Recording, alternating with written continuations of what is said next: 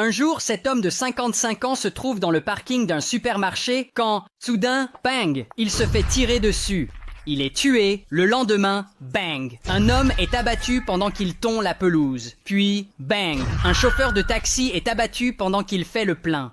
Puis, bang, une femme dans un bureau de poste est abattue. Ensuite, bang, une autre femme dans une station-service. Et plus tard dans la nuit, bang, un homme âgé qui marche simplement sur le trottoir. Maintenant, après toutes ces fusillades aléatoires, le chef de la police du comté de Montgomery, Maryland, ce gars Moose. Moose se dit, eh bien, ces fusillades, elles doivent être liées. Mais malheureusement, la police n'a pas de véritable piste. Et puis le lendemain, bam, une autre femme est abattue pendant qu'elle charge des sacs dans sa voiture. Heureusement, cette femme survit et Moose et le reste de la police se disent « Qu'est-ce que c'est que ce bordel ?» Parce qu'aucune des victimes ne correspond au même profil. C'est comme si aucune des victimes n'était liée. Puis, quelques jours plus tard, un garçon de 13 ans sort de la voiture de sa tante pour aller à l'école et bang, il se fait tirer dessus. Et quand la police enquête sur la scène où le garçon a été abattu, ils trouvent une carte de tarot avec un message écrit dessus « Appelez-moi Dieu ». Et pendant que la police enquête là-dessus, bang, une autre personne est abattue pendant qu'elle fait le plein. Et à ce stade, Moose, il est stressé par tout ça. On dirait que personne dans la région n'est en sécurité. Et la police fait tout ce qu'elle peut. Ils travaillent avec le FBI. Ils ont mis en place une ligne de signalement pour voir si quelqu'un a des informations. Mais rien ne semble aider. Et à ce stade, la nouvelle de ces fusillades a atteint les médias nationaux. Et l'information s'est répandue. Et les gens à DC, les gens sont tous paniqués. Les gens restent à l'intérieur. Les écoles sont en confinement. Ils ne laissent même pas les enfants sortir. Et au cours des quelques jours suivants, 3 autres personnes sont abattues. Bang! Et seulement l'une d'elles survit. Cependant, cette fois, la police parvient à récupérer la balle à l'intérieur de la poitrine de ce survivant, ce qui confirme que toutes les fusillades sont liées à la même arme à feu, ce qui signifie qu'elles ont été commises par la même personne. Ils trouvent également une note de rançon dans les bois près de l'une des fusillades. Et dans cette note, ce tireur mystérieux se réfère à lui-même comme une sorte de dieu, encore une fois, et il exige maintenant 10 millions de dollars. Sinon, il continuera à tuer des gens. Puis, quelques jours plus tard, bang, le tireur tue un chauffeur de bus, sur le point de commencer son service. Donc, les fusillades n'ont pas cessé, et on dirait que ce gars ne sera jamais attrapé.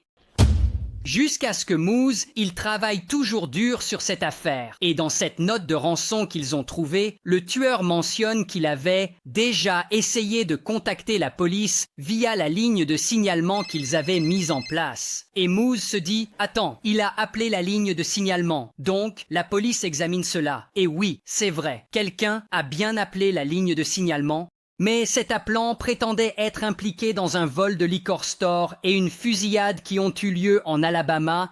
Je suppose que la police avait supposé qu'il s'agissait d'un crime sans rapport, car l'Alabama est si éloigné de leur région de DC. Ils examinent donc ce vol, qui a eu lieu en Alabama, et il s'avère que le voleur avait, accidentellement, laissé une empreinte digitale sur les lieux. Alors, qui est ce tireur mystérieux ? Eh bien, tout commence avec ce gars, John Muhammad. Un jour, John Muhammad voyage, et il est à Antigua où il rencontre ce gamin, Malvo. Malvo a 14 ans, et John Muhammad devient comme un père pour Malvo, et ils poursuivent cette relation pendant des années. Donc, 3 ans plus tard, ils se retrouvent aux États-Unis, dans l'État de Washington. John Muhammad a maintenant 41 ans, et Malvo a 17 ans. Et John Muhammad, c'est un gars plutôt en colère. Il est juste fâché à propos de beaucoup de choses. Particulièrement, il est en colère à propos de son ex-femme, et il sait aussi comment utiliser une arme. Il commence donc à parler à Malvo de cette mission secrète dont il veut qu'il fasse partie, et il commence à l'entraîner et à lui apprendre comment utiliser des armes et comment résister à un interrogatoire s'il se fait un jour attraper et des choses comme ça. Et finalement, John Muhammad donne à Malvo sa première tâche. Il dit « D'abord, tu dois éliminer la nièce de l'ami de mon ex-femme. » Alors Malvo va et frappe à la porte de la nièce, et quand elle répond, bang, il lui tire droit dans le visage. Puis, quelques semaines plus tard, John Muhammad et Malvo partent en road trip à travers les États-Unis Et il se dirige vers le sud, puis vers l'est. Et John Muhammad continue de donner à Malvo de nouvelles cibles alors qu'il zigzague à travers les frontières des États. Et ces cibles ne sont que des gens au hasard. Et Malvo les tire tous.